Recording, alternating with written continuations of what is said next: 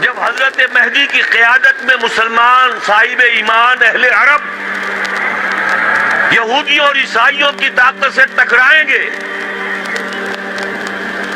تو ان کی مدد کے لیے دو جانب سے اللہ تعالیٰ کچھ بھیجیں گے مدد.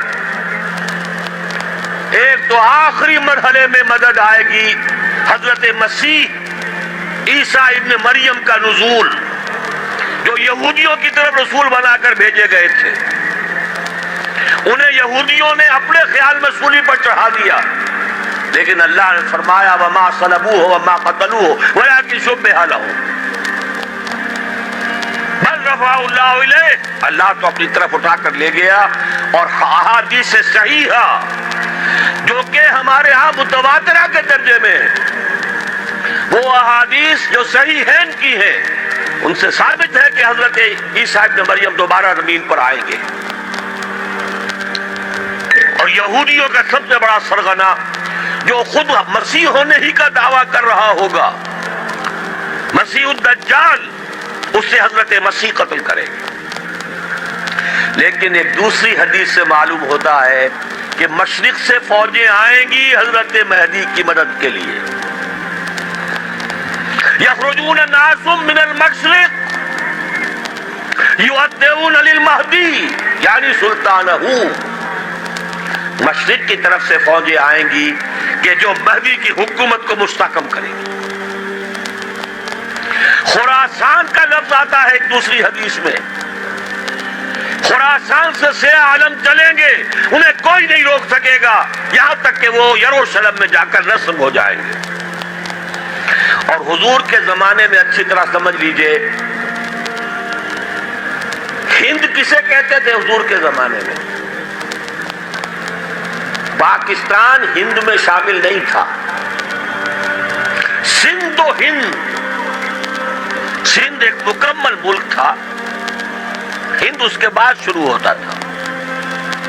یہ راجپوتانے کا اور تھر کا ڈیزرٹ جو ہے، اس سے آگے جو ہندوستان ہے وہ ہند تھا. یہ جو ہمارا پاکستان ہے یہ ہمیشہ ہند میں شامل نہیں رہا. حضور کے زمانے میں بالخصوص سندھ و ہند، دریائے سندھ چلا آ رہا ہے.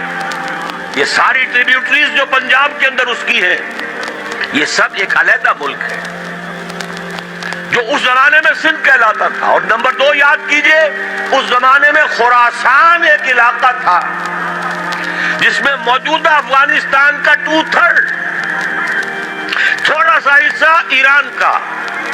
اور جہاں تک میں تحقیق کر سکا ہوں آج تک، پاکستان کا بھی علاقہ خاص طور پر مالاکنڈ ڈویژن جو اس خراسان میں شامل ہے. خراسان سے سیاہ عالم چلیں گے جو جا کر یروشلم میں نصب ہوں گے. یہاں بھی ایک نقطہ نوٹ کر لیجئے، پہلے بھی یروشلم ہم سے چھینا تھا. کس نے چھینا تھا؟ عیسائیوں نے، کروسیڈرز. واپس کون لیا؟ کس نے لیا؟ عربوں میں دم نہیں تھا. عرب عیاشیوں کی وجہ سے کھوکھلے ہو چکے تھے. واپس لینے والا صلاح الدین ایوبی، کرد خون. اب دوبارہ یروشلم لیا جا چکا.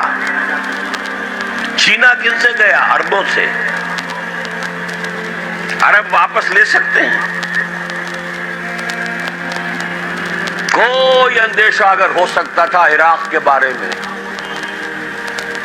کہ شاید اس کے ایٹمک دانت نکل آئے، جو سازش کی گئی، جس طرح اس احمق اور پاگل صدام حسین کو دام میں پھنسایا گیا.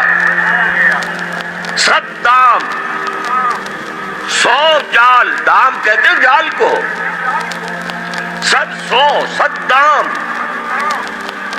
اس میں جو پھنسا ہے تو اگلا پچھلا کھایا پیا سب پگلوا لیا. اور ہے ہی کون؟